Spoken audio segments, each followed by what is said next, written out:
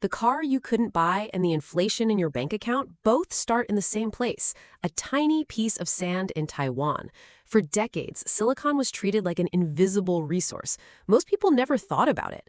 You could walk into a store, buy a phone, a laptop, a car, or even a refrigerator without ever thinking about the tiny chips inside them. But modern civilization runs on silicon the same way the old industrial world ran on oil. And when the supply of those chips breaks down, entire economies start to slow down with it. The reason is simple. Semiconductors are no longer just part of the tech industry. They are the backbone of the modern world.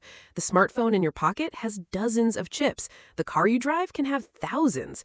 Data centers, medical machines, satellites, military systems, bank networks, delivery systems, AI servers, and factory equipment all need semiconductors working nonstop and in huge amounts. The problem is that making advanced chips is one of the hardest things humans have ever figured out how to do. A modern chip factory, called a fab, can cost tens of billions of dollars to build. Inside these buildings, chips are made in rooms cleaner than hospital operating rooms, using machines so precise they work at near atomic scales. One interruption in this process can push production back by months. And unlike oil or steel, chip production happens in very few places. A huge share of the world's advanced chips are made in Taiwan, mostly by one company called TSMC. This means the whole global economy depends heavily on one small region staying stable, powered, supplied, and safe.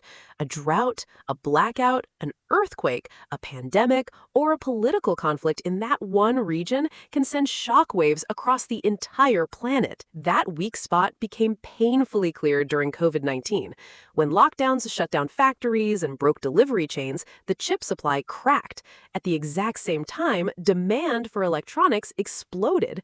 Millions of people suddenly needed laptops, webcams, routers, gaming gear, and cloud services to work from and study from home. The world tried to go digital overnight, but chip production couldn't grow fast enough to keep up. Then another problem showed up. Most supply chains run on what's called just-in-time logistics. Many companies, on purpose, keep almost no stock sitting around to save money and stay lean. Under normal conditions, this works great, but when chip production slowed, companies found out they had almost no backup. Factories started fighting each other over the same small pool of available chips. The car industry became one of the clearest pictures of the crisis. Car makers cut their chip orders early in the pandemic because they thought people would stop buying cars. But sales came back much faster than anyone expected. When car companies tried to reorder chips, electronics companies had already taken up most of the available production. Suddenly, car makers couldn't get enough chips to finish their own vehicles. What happened next was wild. Perfectly fine cars sat unfinished in huge parking lots because they were missing just a few chips. Assembly lines slowed or stopped, car lots went empty, and as supply dropped while demand stayed high, car prices shot up all over the world for both new and used vehicles. But the damage went way beyond cars. Phone prices went up, gaming consoles were almost impossible to find, graphics cards became insanely overpriced, factory equipment shipments got delayed, electronics got more expensive pretty much everywhere. Inflation wasn't just being pushed by gas or shipping costs anymore, it was now baked directly into the technology we all use every day. This is where semiconductors stop being just a manufacturing story. They become a power and politics story. Think about it this way. Right now, governments are spending billions of your tax dollars in a race to control chips. Not oil fields, not gold, chips.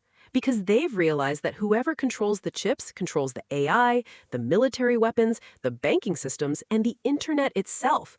If that sounds dramatic, consider this. The US has already blocked China from buying certain chips, and China is spending hundreds of billions trying to build its own. These two countries are in a full-blown technological war, and the battlefield is something smaller than your fingernail. That's why governments started pouring money into building chips at home.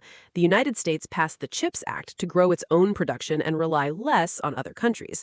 China sped up its own chip push after facing trade restrictions and sanctions. nations.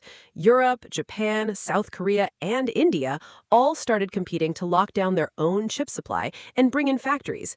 This kicked off a new kind of arms race, not over land, but over who controls the computers. At the heart of this race is an uncomfortable truth. The chip industry is deeply connected across the whole world. Designing chips, making them, supplying the raw silicon, building the special machines needed, putting the pieces together, and shipping the final product, all of this depends on different countries and companies working together with incredible precision.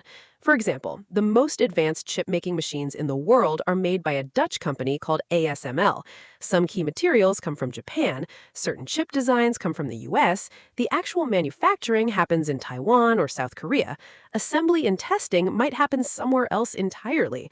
The chip supply chain isn't one single industry, it's a giant machine spread across the whole planet. And that machine can break. A drought in Taiwan can cut off water supplies for factories that need massive amounts of ultra-pure water. A shipping problem in the Pacific can hold up parts all over the world. A military crisis near Taiwan could shake the entire global tech industry within weeks. This is why the chip shortage hits so hard economically. It shows that modern economies aren't just held back by workers, oil, or factories anymore. They're held back by how many chips the world can make. As AI, cloud computing, electric cars, robots, and automation keep growing, the world is going to need even more chips. But building new factories takes years, enormous amounts of money, rare expertise, solid infrastructure, and specialized machines that only a handful of companies in the entire world can actually produce. In other words, the world can't just make more chips quickly, and when demand grows faster than production can keep up, prices go up across the whole tech world. That means the cost of silicon eventually becomes the cost of your everyday life. Your phone gets more expensive. The car you've been saving for gets more expensive. The AI tools you use for work get more expensive. The businesses you buy from pay more for servers and cloud storage, and they pass that cost on to you. You end up paying more and more for technology that's now part of nearly everything you do. And because technology now lives inside almost every industry, chip shortages can push inflation through the whole economy, including the parts of your life that have nothing to do with tech. But the deeper issue is in how we think.